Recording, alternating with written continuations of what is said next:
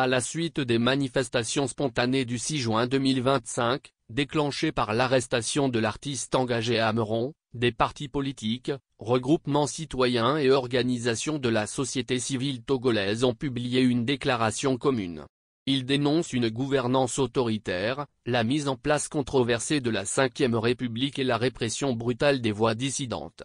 Les signataires appellent à la libération des manifestants arrêtés, saluent la mobilisation pacifique de la jeunesse, et enjoignent les autorités à entendre enfin la voix du peuple togolais.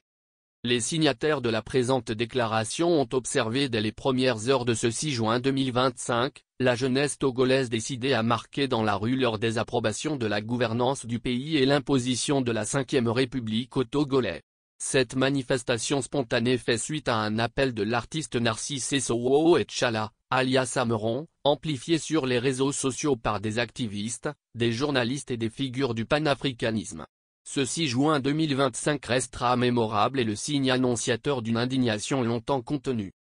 Les signataires saluent cette prise de conscience collective engendrée par l'arrestation de l'artiste Meron, et aussi une pauvreté chronique, une injustice flagrante, une gouvernance autoritaire et un mépris assumé d'un pouvoir sourd aux aspirations populaires.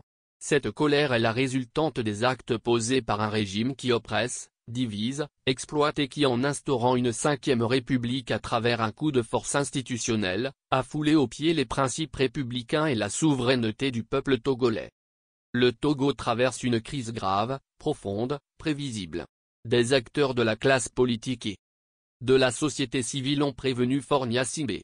Le dernier avertissement est celui des évêques du Togo qui dans leur message du 26 mai 2025 l'ont averti solennellement du risque que court notre pays si son équipe et lui s'entêtent à ignorer la voix du peuple.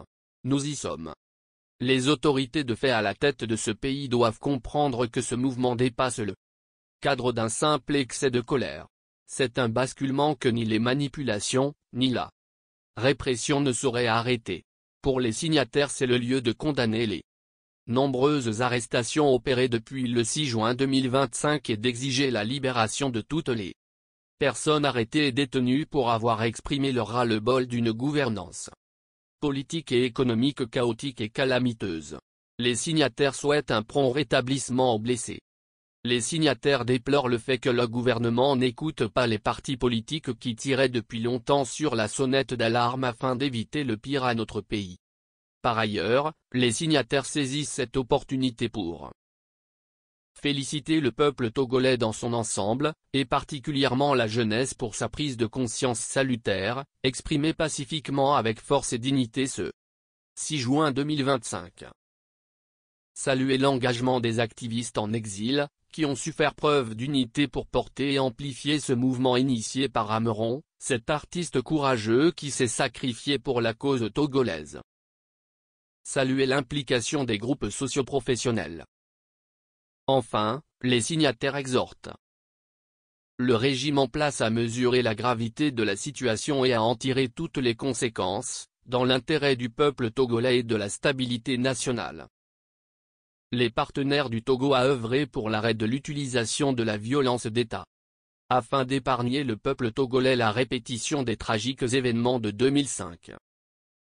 Les forces vives du pays, les forces de défense et de sécurité, les femmes des marchés, les hommes et les femmes du monde rural, les citoyens de l'intérieur et de la diaspora à soutenir notre jeunesse en détresse, mais debout. Togolais, debout. Luttons sans défaillance, vainquons ou mourrons, mais dans la dignité.